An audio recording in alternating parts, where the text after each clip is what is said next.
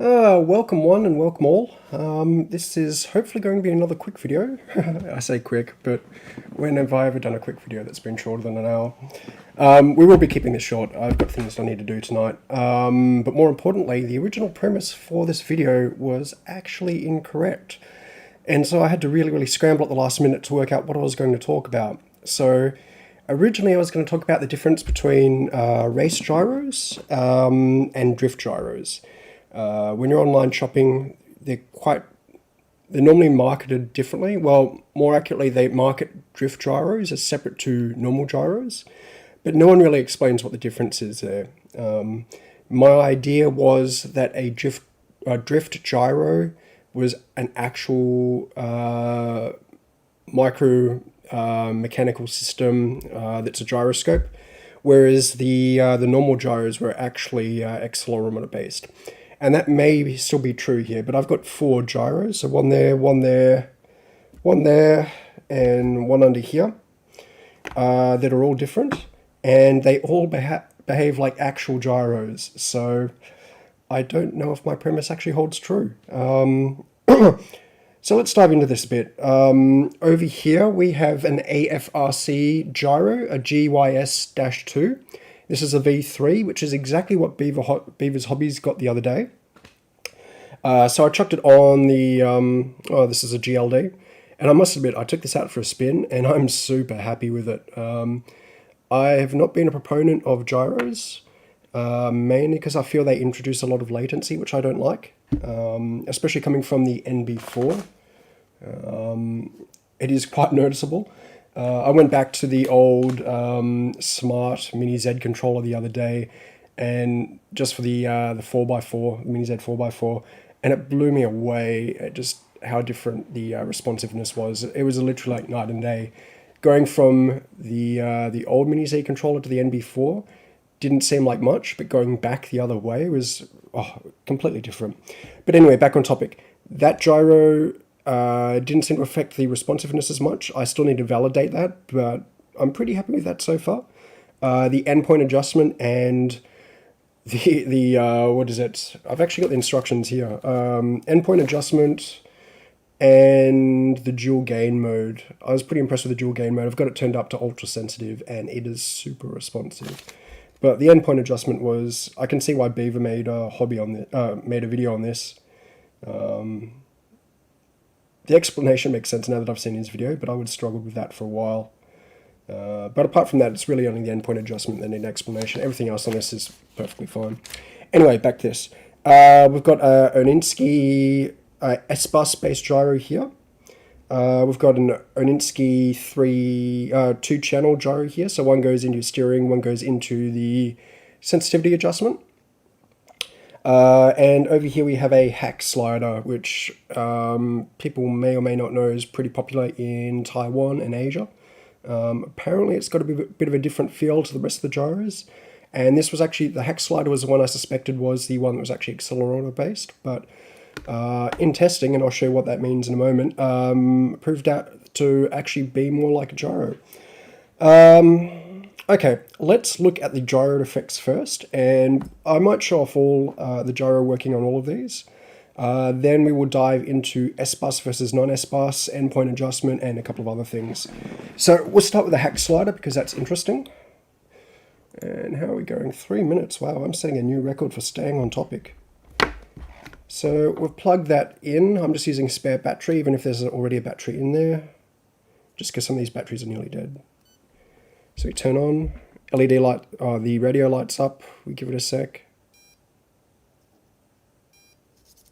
Okay, so if I move it side to side like this, you'll notice that the car is not steering, but if I rotate it rotationally, they are rotating. So lateral movement, not causing a change in the wheels, apart from my hand shaking, which is pretty bad tonight. But a rotational movement does cause the steering to move. Now, for those that are not aware, an accelerometer is I don't want to say machined because that's technically incorrect. It's more like a 3D print or lithography, so it uses UV lights to basically it's a mechanical system done on silicon chip, exactly how you construct a CPU. But an accelerometer measures lateral forces, or forces in a X, Y, or Z, and a gyroscope actually measures rotation. And those are actually two separate forces. You can't really measure them directly. Like you can't easily measure a rotation with a single accelerometer. You can measure it with two. But that basically means an accelerometer will measure like I'm just going to call this Y movement, and it's not reacting, so I'm going to rule out an accelerometer, this being accelerometer based, but it is responding to rotational movement, so I'm going to call this gyroscopic. So that's good, that's done. Let's move on to my nice big GLD, which I need to get rid of that receiver. I got a whole lot more of the micro fly sky receivers, and I've gradually been replacing my entire fleet with the micro ones. So this one is powered on, the LED is blinking, I'll give it a second to catch up. Okay, and it's caught up. So let's do the lateral motion test again. Moving pretty quickly, I get minimal movement, and a lot of that's going to just be my hand jittering. And then if I rotate it, there we go, we can see the wheels. Well, hopefully you can see the wheels moving. Yeah, maybe I should switch the camera over to capture high-speed footage, but that's fine. So that one is, once again, looks like it's gyroscopic based. Now my BZ3, which I pulled the trigger on this one, and wow, does it pull. I'd completely forgotten how well spec'd and how fast this thing was. And I never actually finished tuning the suspension on this, so it should handle a lot better once I get the proper greases and everything in there. So I'm going to turn this one on. I'm also not too happy with that cable placement, I really screwed that up. So LED's blinking here, it's green. I'd show you on the camera, but I've got to keep this level because the gyroscope is actually calibrating itself. This one actually, this one needs an input signal.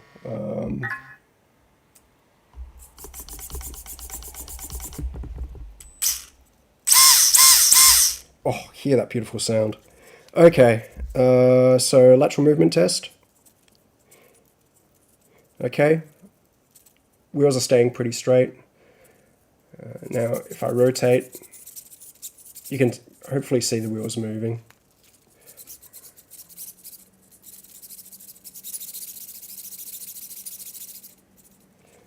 Okay, so once again, we've got a gyroscope-based one. Okay, let's move on to the GLD. Signal lost. There we go. Just goes to show you how often that error message pops up for me. Okay, so the GLD is on. Now, I actually put the gyro on this, and I completely forgot that I'm abstracting the stop button here. So I need to actually... This is one of the things I do like about the S-Wave controllers. So I just need a proper poking stick. Is that I can change the power mode to power on when battery is connected. And I will be doing that so I don't have to fiddle with these stupid little rubber buttons, which I keep on kicking out. And then once the rubber button pops out of the S-Wave motor, it's next to impossible to get back in, and it becomes very difficult to turn on. Okay, let the gyro do its thing. So with anything that's got a gyro in it, you have to power it on, and you want to immediately put it on your racetrack or a smooth, flat surface, because it's going to determine its orientation. Oh, maybe I have to sync this one up as well. And calibrate itself and work out what's level and whatnot. So power it on, give it 5 seconds, and make sure you're connected. Okay, 1, 2, 3. So I've already gone through the process of doing my endpoint adjustment on this one. So let's go lateral motion. Lateral motion is not having any effect.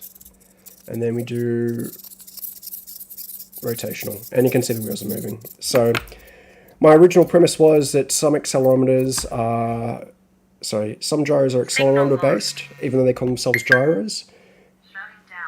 And the other ones are gyro based, and that for drifting you definitely want a gyro. But it turns out that everything I have is gyro based. Now, if I was doing like with the GLR, just straight racing, I actually probably would want an accelerometer based one, because if I do take a blow to the side from, say, another car hitting me, I actually want the car to turn into that a bit. I suppose you're going to get that with a gyroscope, but I kind of also want lateral forces to be compensated for, not just rotational motion. But so far the rotational motion is proving fine. Yeah, so my idea was that as I said earlier, accelerometer based is for driving, and then for drifting, you want the gyroscope. Now, the reason why you don't want the accelerometer ones is, say you're turned in like that, and you're moving like that. Now, you're not directly aligned with the forces coming in, but there are going to be some forces coming in. So if you're going sideways, like the gyroscope thinks you're doing when you're turned in like that, the gyroscope's actually going to kick in. And depending on how you've got your gyro, this is either going to kick you out of the drift or kick you into the drift. But with a gyro-based one, it's able to detect that this is actually a rotation, and that you want to stay at that rotation, and so you're all good. And so if there's any change rotationally to go in or out of the drift, it will then fight that and try and fit you back in there. So I hope that makes sense. Not the easiest thing to explain, but perhaps I can draw it. I actually need to get a piece of paper here, I think, because I'm finding that drawing this stuff is a much easier way to do it than on screen or anything like that. So say we've got a car like that, and we take a blow from another car, causes a car to go like that. Or if we are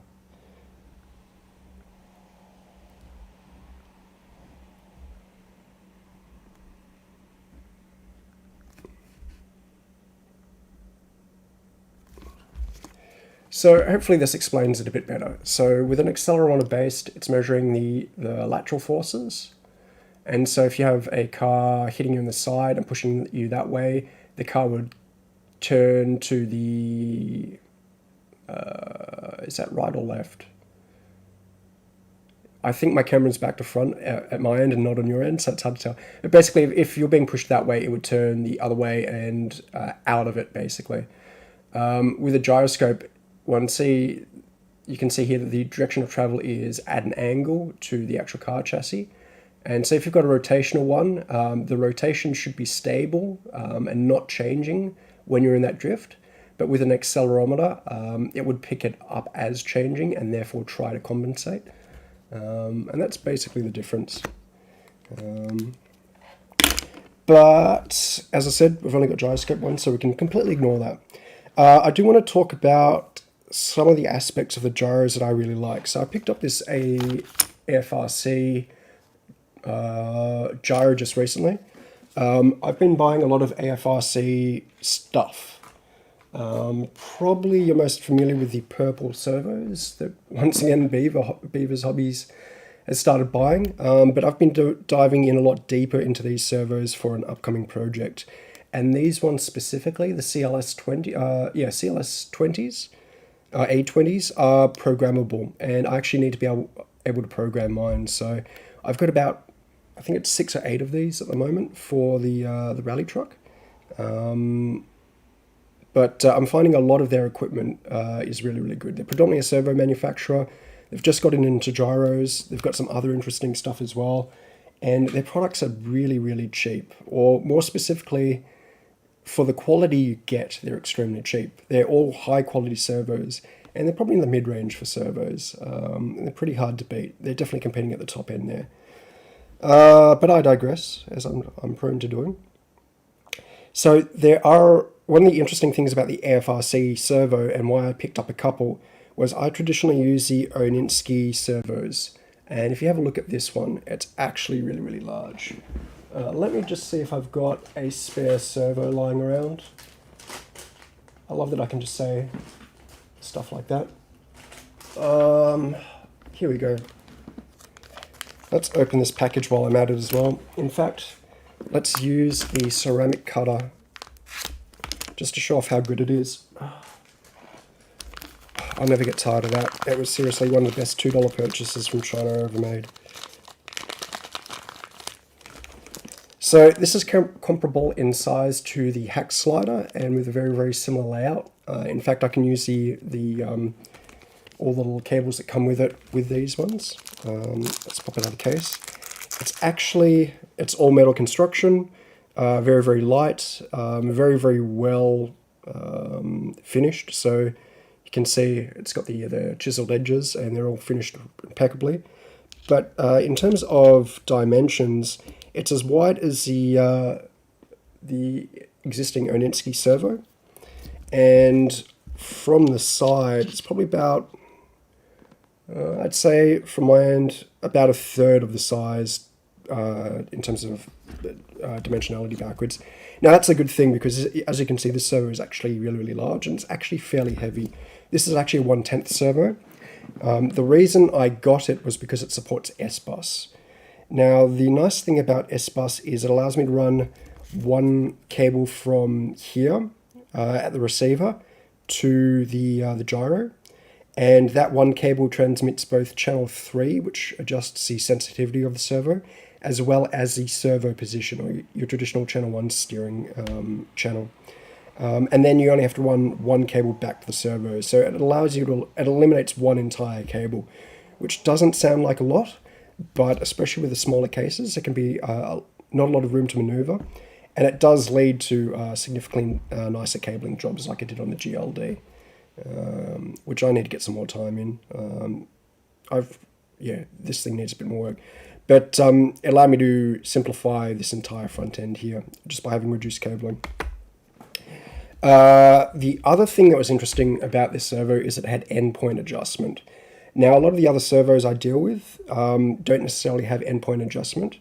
And what endpoint adjustment is, it's like endpoints on your RC controller, right?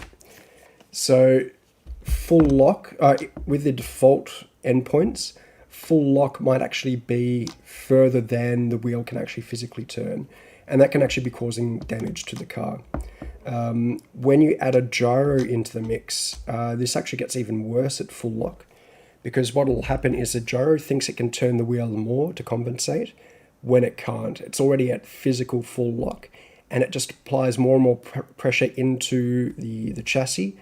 And in some cases, especially with the GLD, it ends up rubbing on the front mounting points here and locking the front wheel. And as soon as the front wheel locks, the car turns into that locked wheel.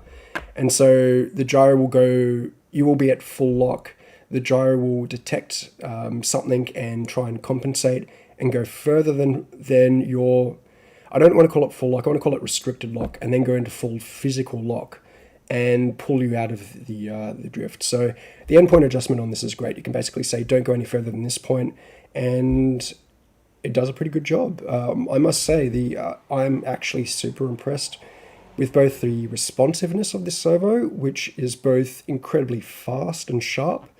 Now, keeping in mind I've got an AFRC servo paired with an AFRC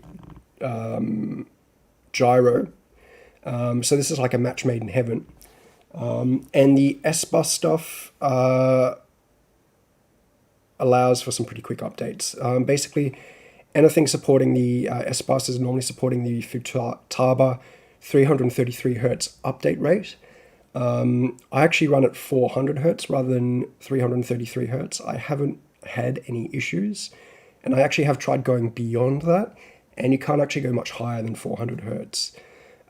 There's also the Sanwa higher performance servo stuff, and this gyro and the servos support both the Futaba and the Sanwa stuff. And I believe that while it says 333 on the box, to support the Sanwa, it can actually go higher, even though it's a slightly different protocol. So I've normally left it at 400 Hertz. So yeah, this has been super responsive. S-Bus is great. Endpoint adjustment is great. The other feature that's really, really handy is a dual gain mode. I'm not 100% sure what the dual gain mode does, in all honesty. It says it changes the sensitivity, but it almost feels like it changes the response time. Now, those are actually somewhat linked. It's hard to tell if you up the sensitivity and it's overcompensate, or not overcompensating, compensating more, and it's doing that quicker compared to just being non-sensitive. But either way, I put this on the more sensitive mode, and this thing has been super, super quick. Very, very impressed with that. So I can definitely recommend this. Just let me see if I can pull up the Banggood website for this. Banggood. I'll be including any links to the actual servo. The reason I'm pulling up the Banggood website for the servo is I just want to check what the price is, because I've got a sneaking suspicion these servos are actually dirt cheap compared to the other ones I've got here. Like these Oninsky ones are considered to be pretty good servos, and they're actually probably a premium servo. And I don't mean a premium in terms of getting extra features apart from the S-Bus. It just means it's basically a bit more expensive. And I'll fully admit I did get it in part for the graphical design of them. I'm quite a big fan of how they look. Yeah, okay, so each one of these little servos is $28 US or $29 US, which I'm going to call reasonable. And if we can, so links in the description, they will be affiliate links, but you can also just have a search for them as well. So there you go. It's actually got snippets of the piece of paper I've got in front of me as well. It's got multiple wiring guides, as you can see here. Actually, let's switch over to the desktop cam. That's not going to work. No, that's not it.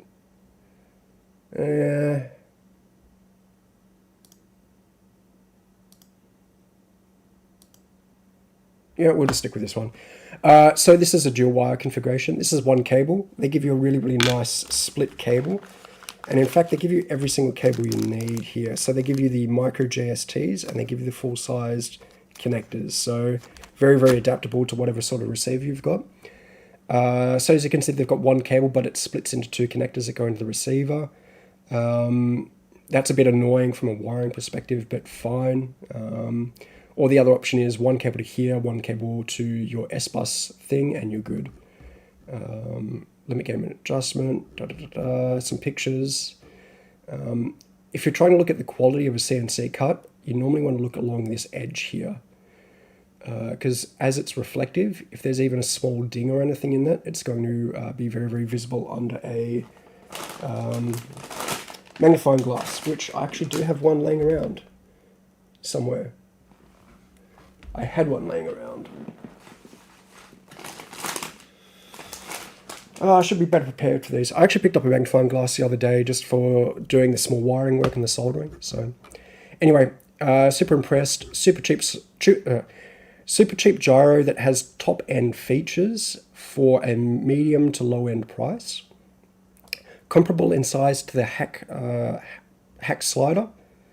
Ooh, the red one would be nice. And actually, if you have a look here, Beaver's already put a review up. He was probably one of the first people to do it as well. I thought that was funny when I was going through here. Yeah, they do have the red. Oh, that's a shame. I should have picked up some red ones.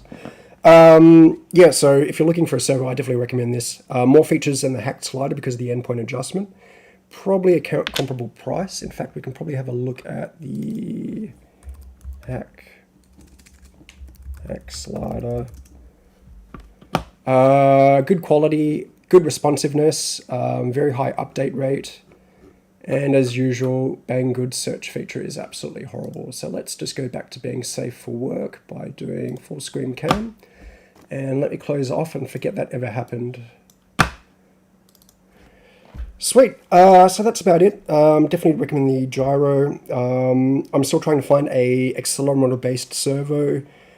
So I can use it in my GLD, but unfortunately it seems I chose well with all my servos and ended up with drifting gyros. If you do have any further questions, if you've seen any of my other videos and look at the comments, you will find I am fairly responsive, and I will answer any questions or make another video. For those interested in the GLD and the DRZ and the DRZ V2 reviews, I've been lazy, I do apologise. Hoping this weekend, once again, depends how I feel. Next week we'll actually have some more content on the LED light kit, some reverse engineering of the S-Bus and I-Bus protocol, and how I'm using that to automatically make the light kits work, and do some other fancy tricks. And we might even have some active suspension videos to upload. So I may be uploading quite a lot of videos next week, but hopefully the rest of them will be short. Anyway, thanks for joining me. See you around and keep on building. Goodbye.